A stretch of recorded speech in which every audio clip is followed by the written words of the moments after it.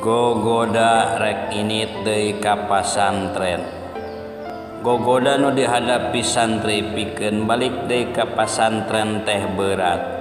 Kahiji gogoda kacanduan HP, husu main game, nepi ka biasa gadang tengah peuting, bahkan wani noler-noler salat. Kari-kari di pasantren mah teu dimeunangkeun mawa HP.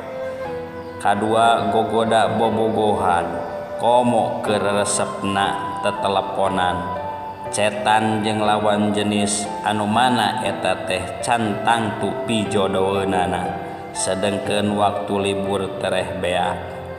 Gogoda ti kolot sorangan, nempo kolot geringan, katambah kolot laporan keur hese ngala duit. Hal ieu anu matak berat indit ka pondok. Gogoda ti babaturan pedah nempo balad geus sukses, geus boga penghasilan sorangan, padahal tanyakeun ka balad anu gawe, sanyana digawe can pas waktuna mah leuwih capek, sabab pangalaman jeung umur can saimbang.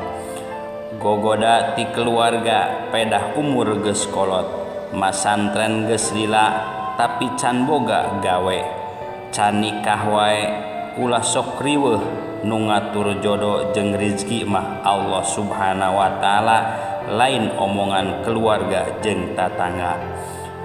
Gogoda hoream nalar, hoream ngaji, hoream diatur. Waspadalah buka hatena sing sadar kana tujuan hirup, mulyakeun hirup ku ilmu jeung amalna. Tong eureun ngaji, bismillahan berangkat deui ka pasantren ka medan perjuangan.